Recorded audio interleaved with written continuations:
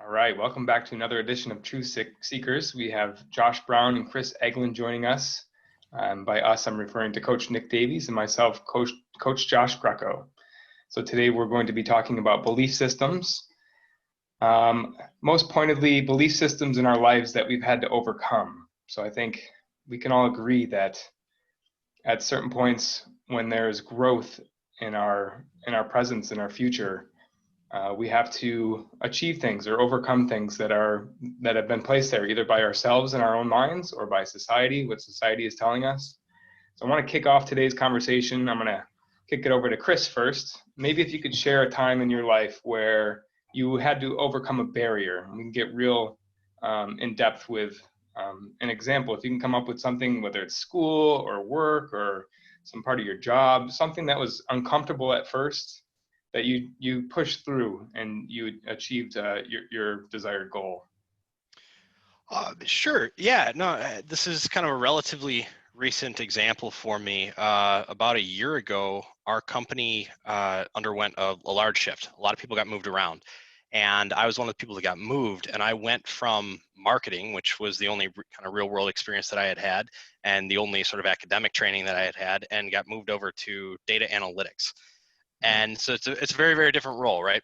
And certainly a wonderful challenge. New doors opened up, these sorts of things. But if you're not going to be able to identify that as a barrier, I'm not really sure what the definition of a barrier was, because it is completely new. And there was a lot to overcome, professionally, just the expectations of this new role, but also myself, a lot of self-doubt in that I'm not trained for this. I don't really know about this. This is outside of my comfort zone, right? So I guess anything outside of your comfort zone could initially be perceived as a barrier, and it's about how do I become comfortable and make it my comfort zone? How do I overcome that barrier, right?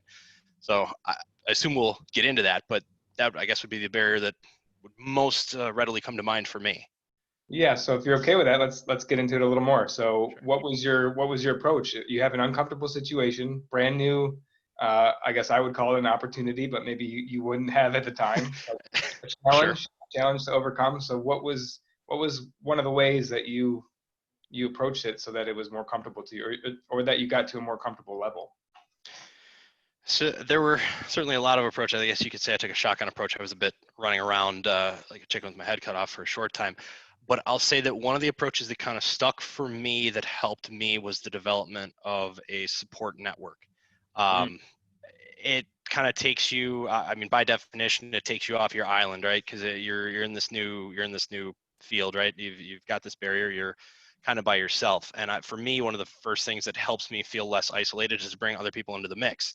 Perhaps people I'm comfortable with, or perhaps people that I'm not yet comfortable with, but I've identified as someone that could help me become comfortable in this area that is outside my comfort zone, and sort of building a team. It's not always like a one way, right? Like, what can this person do for me? It's in addition to, I have some experience that I'm bringing over here. So what can I bring to you? Like, it's sort of a not a nefarious system, but a trade system. Like, I bring some level of experience to you. I'm hoping maybe you can share some of your experience with me, and it sort of helps me get my feet on the ground on my new island, right? And then just sort of establishing out from there, because that person's going to know somebody that knows somebody that knows somebody that I can then say, I have a question, and perhaps you don't have the answer, but you know who does have the answer, right? So the first thing for me that really started to stick and help was establishing a support network.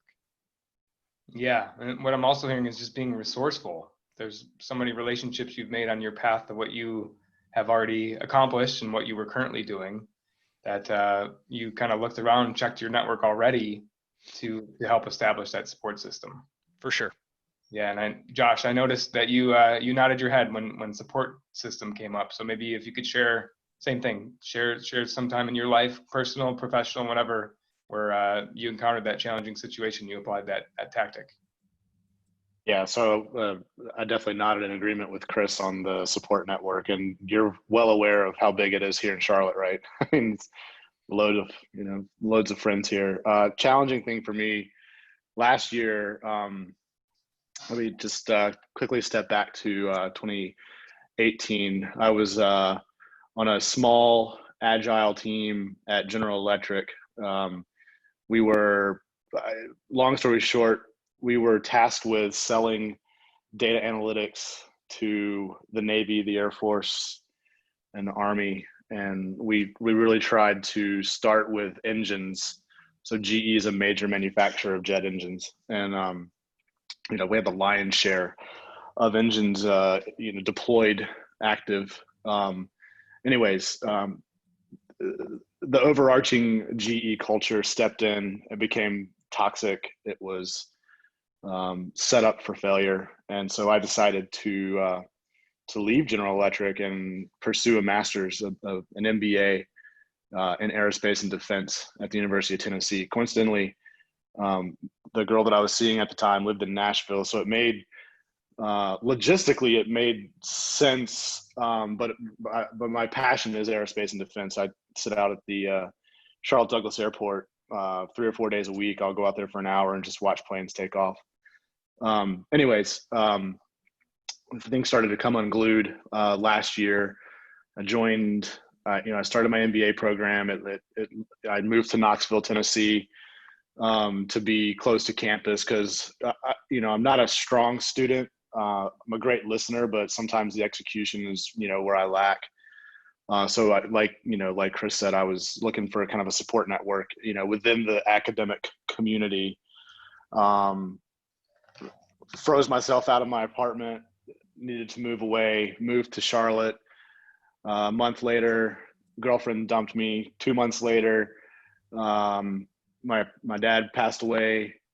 Stepdad was diagnosed with cancer, and I'm trying to complete a dissertation using Microsoft Excel and using data that I'm not familiar with. So trying to do things I'm not familiar with. And so to move away from the support network, one of the things that really powered me through, I went to a couple sessions with, at my church, and my counselor at church was like, what do you need to do? And ultimately I landed on, I needed a routine. I needed to get up at, 7 o'clock, 7:30 every morning. I needed to go to an office and work on all the things I needed to work on, including the tertiary assignments in the MBA program, not to mention my dissertation. So I spent June, July, August, September in a co-working space, coming out of pocket, but creating a routine where, I wasn't as focused on all the negative crap that was going on in life. I was really focusing on the things that were going to get me to where I want to be. So routine was one. But also, not to piggyback off of the word belief, but belief in myself. Like I knew I could do this. I knew I could do it, and I did it, right? So here I am sitting here today, making more money this year than I was making at General Electric. I basically run my business inside of Red Hat. So believing in myself is a powerful thing for me, and that support network and routine. So I'll shut up now. Thank you for sharing that. There was a lot in there. I appreciate that. Coach Nick, what's your initial reaction? There's a lot of good stuff in there. Oh, Josh, my friend, don't discount what you're saying. don't want to shut up at the end of your sentences. No, keep sharing what you're sharing. It's a great share. Thank you very much. I'm always listening to the beliefs that people are sharing, and because that's the theme today, right? And I'm just looking at some of the things I've scribbled down already, and I heard 2 different beliefs from Kristen that you shared already, and then 3 different ones, Josh, that you just shared as well. And because this is the thing with beliefs that I find, is that it's the ones that are hiding that we don't see that get us. And you can, if you focus on it, you can pick them up mostly from what you say as well, but also for what others say. And Josh, you shared that, you said that we talked about going back to University of Tennessee, and you said execution is what I lack. That's a belief that you have that you can't execute. And the thing is with beliefs, it doesn't matter if they're true or not. If we believe it, it's true to us. So the belief that you have that you lack in execution, but you're a great listener, there's 2 conflict. There's a belief there that supports you and one that doesn't support you. But it just comes down to the belief. And ultimately, the belief you had is, look, I know I can do it. What you said, that was one that was obvious to you. So it's so cool to be able to kind of see those for yourself. And then kind of just to tie that back to Chris as well, what you said is that when you talk about the support system, but the beliefs I heard was that as you moved into that new role, is that I'm not trained in this. That's what you said. I don't know about this. So that belief sets you in like a sort of a wobbly place to be. Because if you say, I don't know about this, I'm like, well, then I can't possibly succeed at it. And then the resourcefulness, Josh, as you pointed out, was that you had was, I need to go and set myself a support system to start to build the beliefs. Like we think about beliefs as like a tabletop. Like the belief itself is a tabletop. Without any legs, it's not going to stand up. And the legs come from taking actions to support that new belief. So Josh, you've got, I know I'm going to do this. I know I can do it. And then that belief's already strong because it's in your mind. It has some legs. And every time you see yourself doing something which supports that belief, it gets a new leg. So many legs underneath it becomes like a block. You can't move it. So then back to you, Chris, it's like, well, as you started to build that support system, your belief must have started to change. You started to move towards something, and you saw some legs and created that for you.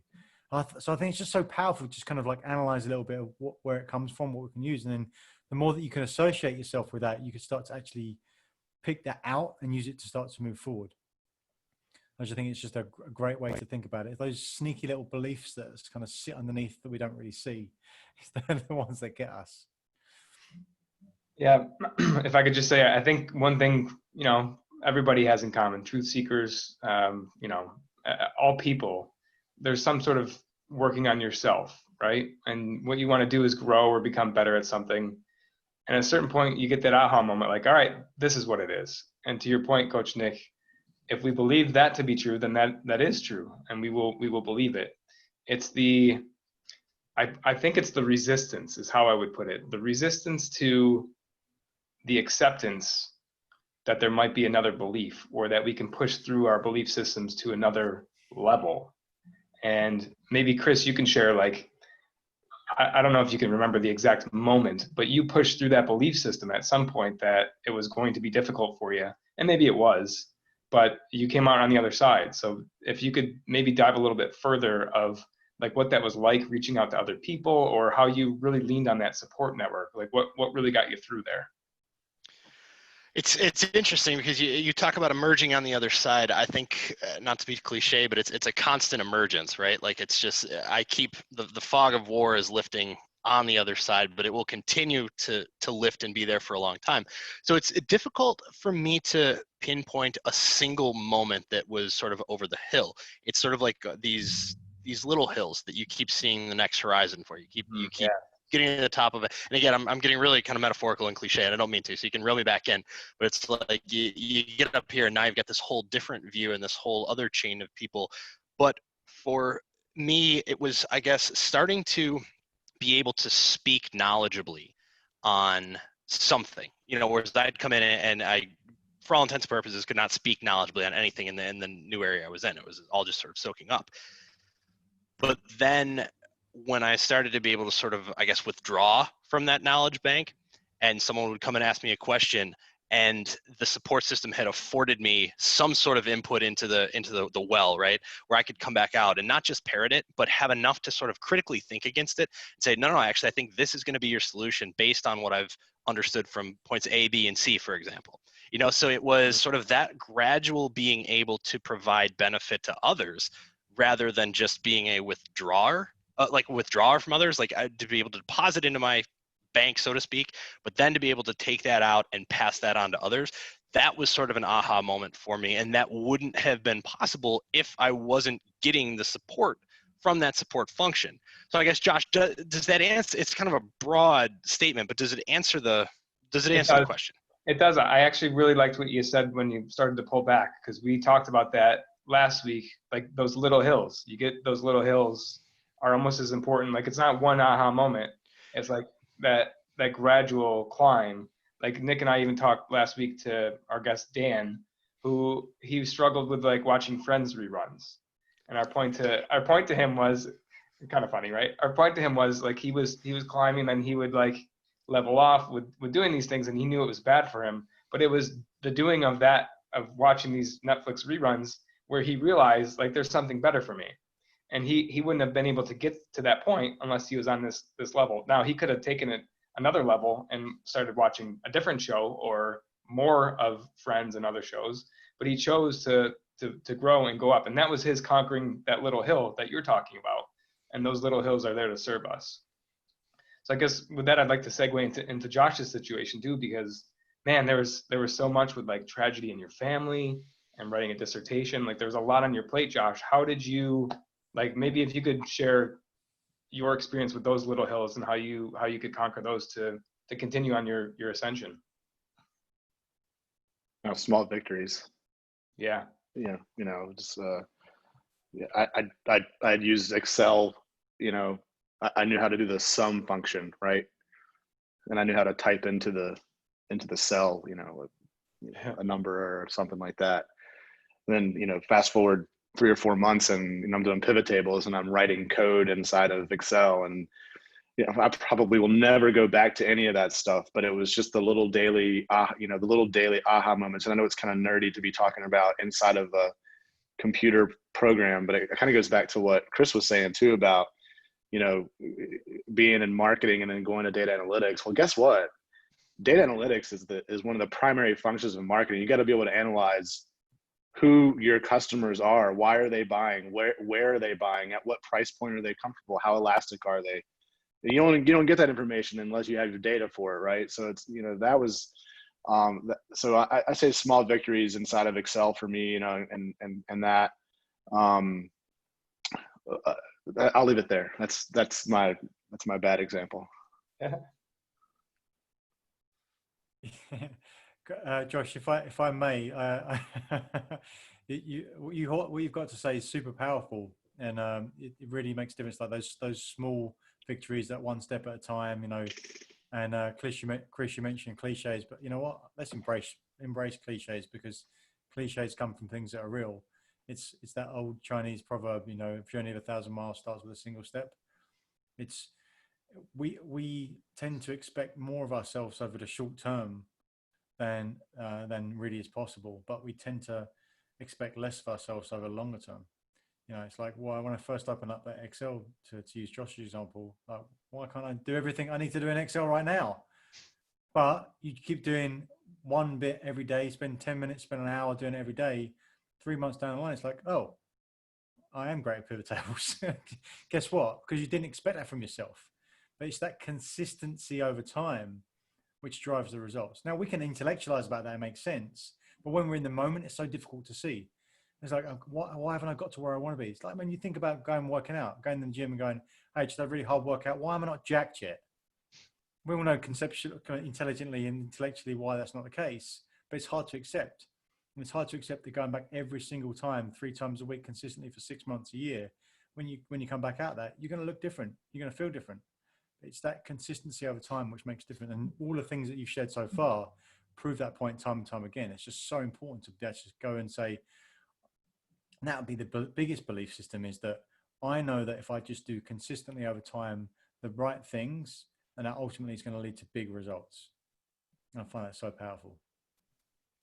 That's an excerpt from the book on habit behind Greco's right shoulder there.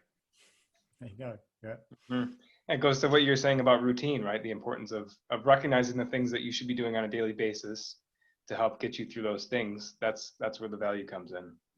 So if I could, I want to pivot a little bit, and I know I mentioned this earlier, but if maybe now each of you could share, like Nick kind of pointed out some belief systems that you guys have that, maybe you were unaware of, but it's that resistance, like once you recognize it, that you have these belief systems, there might be some resistance to approaching them, but you guys have both shared examples to how you push through that and what's on the other side. So using that information and that knowledge and that wherewithal that that you can come out on top, how will you guys approach the realization of your the current unknown belief systems that become aware to you moving forward? Maybe Chris, if you could start. So if there's something is uncomfortable, if there's resistance to learning something, or if you enter into another situation, yes, you can be resourceful. Obviously that's a great principle, but is there a way that you would treat that differently or approach it differently? I want to phrase my answer in a question. Is it as simple as, at the top level, constantly reminding yourself that there are very, very few things that are truly insurmountable? Again, I know I keep reeling back on things, but like, oh yes, you can accomplish anything you put your mind to. But really, no, but a reminder of that and saying, no, we're all efficient, functioning human beings, right? And if there is a challenge out there, there really are few that you can't overcome. And so if you remember that from the front, right, that's a very, very broad and vast statement, right? But if you're gonna try and overcome that, I know it all starts with this small journey, but I think instantaneously you could become discouraged if you find that the end goal is impossible. Like motivation's a multiplier, right? And if you have zero belief that the end goal can be accomplished, then it's going to take it's going to reduce to zero anything that you might start with, right?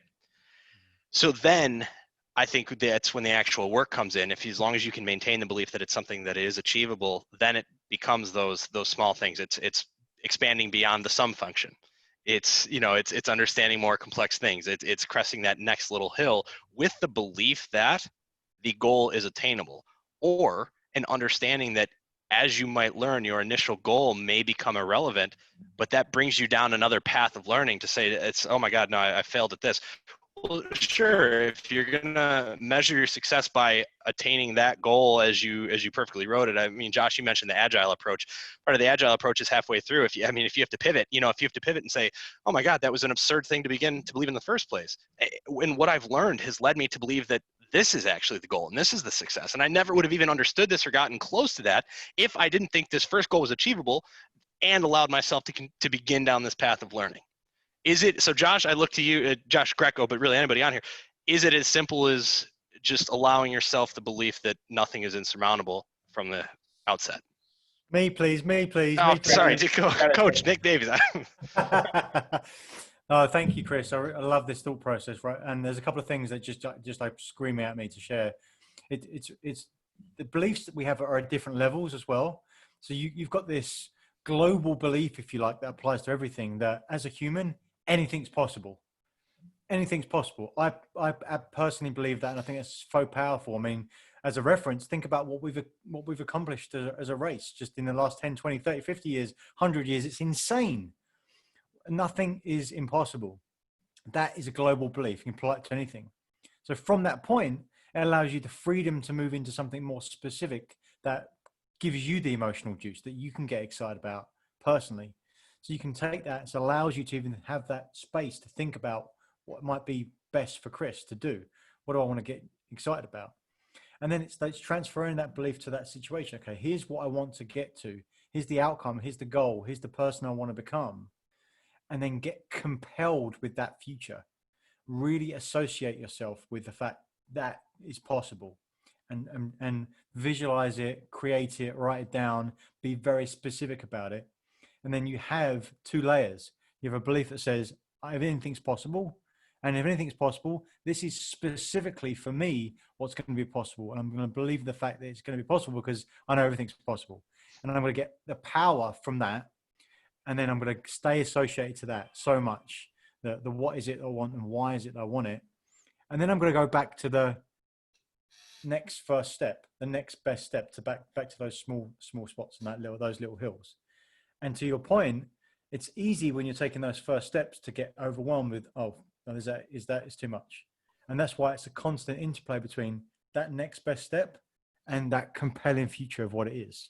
Constant balance between that. Because if you spend your time in the action, then and it's a big deal, you're going to hit roadblocks that you could get knocked down by. But if you spend all your time with compelling future, then you're not going to take any action to move forward. So I think it's those different layers of things. Does that help give you context? What jumps out at you as you hear that, Chris? It does. It's that I like that you talk about it as a balance, sort of between the spectrum. Like you can't lose yourself in either of those because they're both important. They're both important for you to root yourself in. I like the way you lay that out as a balance between two at the outset, very disparate points. A very, very lofty end point and the initial baby steps here. Both are equally as important to your journey towards what you ultimately set out to accomplish, right? So Josh, I'm going to have Josh maybe express like something what do you have going on right now that you could apply this to? A belief system that you could push forward or something that you feel like is insurmountable in either your professional or personal life, like right now? How can you apply this and take little steps towards your goal? I think I am. Tell me how. Talk about it. I mean, I think my goal is, and this is maybe braggadocious or ambitious, but I'd like to be a multimillionaire by 42, which is 4 years away. That's and by the way, I am negative as we speak. Okay. There's a belief system that is in place there somewhere. Maybe talk through that a little bit. So you already know you have that self-belief in you that you can accomplish. Yeah. Is that what's speaking to you? I do have self-belief. I don't know that I don't, and you know what? I'm not actively looking for things that I need to change right now, because I'm still new in my company. I mean, 6 months is not a long time. You're just now I'm just now getting, building my network inside of Red Hat, right? The network that I've got outside, coming from HPE, knowing everybody in the industry, outside of Red Hat really helps. But networking inside of Red Hat for me is one of those baby steps that you're talking about. Because, doing what I'm doing now, yes, I make plenty of money and I can start investing. Buying a house is one of those things, right? And I bought a house in the neighborhood that, barring absolute fallout, which I don't foresee happening, I'll make money there, and then reinvesting the money that I make there into another place is another baby step, right? But I'm also looking at, earlier this year, right when the pandemic hit, my dissertation was pretty unique. It was certainly unique in the defense world. So I got a lot of activity, pro bono activity out of that. The opportunity to, help the Board of Governors, the United States Board of Governors, make a decision on how to proceed with, do we make ventilators or do we make PPE? Well, it was my suggestion that we focus on PPE, right? Because now look what's happening, right? Ventilators killed people, masks are being required. It was one of those little small things, but it's those little small things where, someone comes to you, they offer you the opportunity to give a piece of your mind. You really put some time and thought into that, and that builds into a paid engagement, 6 months from now or a year from now, and you build that way. So the 42 might be aggressive, but 45, that's not out of the realm of possibility. So I think, if I'm being long-winded and rambling, I'm sorry, but I think, to your point, the baby steps, and you have to be able to pick out what are the baby steps. And to Chris's point, you have to be able to pivot sometimes too, right? Because I was looking at starting a consulting company based on procurement. Well, now it's more like I go back into what my original dissertation was, and that's aggregation. Where is the aggregate benefit? So it's just being able to pick out what are the differences, what are the small nuances that you can actually begin to see where it's going next and how it's going to be next and things like that. So I hope that answers, but that's at least my spin on that for the moment. Yeah, thank you for sharing that. Coach Nick, any thoughts before we wrap up here? Yeah, Chris, Josh, if I may, so the underlying belief is that that you can do whatever it is you want to do. You have that belief in yourself. Yeah, that's Greco. I'm 38 years old, and I can still play hockey with young bucks like him. I was going to say, man, you look great for 38. I just turned 37. You probably look younger than I do. I'm not married, so I don't. Great point. So that's the global belief for you. Global belief for you is that you can do whatever you want to do. You know that you can do it. What's the more specific belief that allows you to get to that goal, like 42, 45? How do you think about that? You may have to expand on that, but I'll attempt to answer. I think it's ability, right? like, I think the belief is that I have the ability. I've proven that. Yeah. You know, I graduated from a top business school in a year when literally everything that could go wrong went wrong. Yeah. I mean, if I can get through that, you know, Jesus, you know, do anything. Like, I'm not going to go to law school or med school or anything like that. Like, that's outside of my possibilities. But what I have my sights on, I know I can do it. That's awesome. That's awesome. And then, okay, so then maybe the extension is, and then if it's okay, just to dig a little bit, like the application of that. So again, I can do anything. It's outstanding. Then you get to choose beliefs as well, right? This is the other thing. It's like, well, there's these underlying beliefs that we sometimes don't see, sometimes we are aware of, but it's also like, well, what else do you need to believe to make that vision at 42 a reality? Oh, toolbox. Meaning? It's a simple. I need more tools in my toolbox. Oh. This is actually this is a great medium, and I'm not I'm not a budget carrier or anything like that, not a decision maker, but I don't know if you've heard of there's another company out there. I don't know the name. I'll shoot it to Greco, but I got put into a leadership development program here at Red Hat. It's called BCA training. I don't know if you've heard of it, Nick, or not, but it's one of the things that we do here is BCA. It's something, the B, I forget what it stands for, but C is customer, and A is, I'll look it up and tell you guys. That's a new tool in my toolbox. For me, like, and Greco will tell you, like, I'm pretty off the cuff, right? I shoot from the hip, and I'm really having to learn how to not do that, right? So that's a tool in the toolbox. I can do it with him in a personal and private setting, but in a setting where I have people that are above me or people that are even below me who are trying to learn from me where I am and I'm trying to learn from them, like, it's really about being able to read the room and how to handle things. And going back to one of my earlier points about how to take 24 hours before you respond, like, that's another tool in my toolbox. So I'm always looking for tools to add to my toolbox. So I'm looking forward to the next session with you guys, and I'm gonna put a plug in with my boss to see if we can figure out a way to incorporate this into my professional world at some point soon, because we got plenty of time right now with no travel and right, all that. That's awesome. So I hope that answered the question. Yeah. Sometimes I'm not great at answering questions. It's a process, right? It's that. I mean, that's it. It's a discovery. It's a self-discovery. It's like it's a guidance discovery. It's playing around. It's just being open to move forward, right? And it's like back to the one step at a time. I think a lot of people stop doing that, by the way. Yeah. I think people our age they give up on self-awareness, and that's one of the things I'm not going to do. I have no intentions of giving up on self-awareness and trying to grow myself. Otherwise I wouldn't, want to make, I don't know, $10 million by 45 or whatever the number is. It's not, it's not firm, but so agreed with you.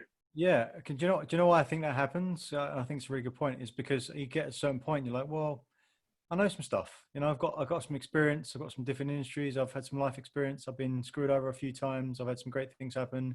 I know stuff. Like, and when you hear people talk, a lot of time you can say, yeah, I've heard that before. And it tends to be a really dangerous thing, because if you heard it before, you tend to dismiss it. Like, I know that, it's already in my mind. Whereas the distinction for me that just kind of really hit me in the face a couple of years back was that you need to actually do it to make it valuable. It's said that knowledge is power, but knowledge is only potential power until you actually do it and experience it and can. Back to the gym example again, it's like I know how to do a push-up. I know how to do a push-up. Unless you actually do the push-ups, you're not going to get the results. And we do this all the time. It's so interesting to see that. Yeah, I get it. Yeah, I get it. You understand. I've seen it before. Yeah, of course. I know it. Are you doing it? Are you doing it intensely and regularly? Because if you executing, right? Exactly. Full circle. Yeah, exactly. Yeah, that's a good a good segue into to close this out here. So you said, Nick, if you've heard it before, you tend to ignore it. Like you already know it's true. Yeah. That's belief systems right there, right? So it's being open to that awareness to push through it. So as far as takeaways are concerned, let me know if you guys have anything additional. But what I'm hearing is having a support network and leaning on that, developing a routine, the small victories that we call little hills. And I think maybe the biggest one is that we get to choose our own beliefs. If what Coach Nick says is true, which I believe it is that like if we believe it, then it is true. Then where are we setting the bar? Why wouldn't we set the bar at $10 million or having our dream job or anything that we want? We can apply it to anything. So I think those are the biggest takeaways. Yeah, and let me just put like a loop on that, because you said it yourself, right? If what I said is true, and I believe it's true, you just said it. You just get to choose. It's not like right or wrong. Someone knows, someone doesn't know. It's just a choice. Like if you, is it helpful for you? Is it helpful for you to believe that you get to choose your beliefs? Is it helpful to believe that you can decide whoever you want to be and anything's possible? For me, it is. So I choose to believe that. Right. it's just the way I think about it. It's like, I'm going to choose to believe that. And you said it. It's like, I'm going to choose to believe that that's the case because it's helpful for me. Yeah. And if I can do that, I grow, become more of me. Therefore I can contribute and therefore I get more value back. And then you're back to Josh's $10 million. Awesome. Well, appreciate it, guys. Thank you all for contributing. We'll see you next week. Yes. Thank you.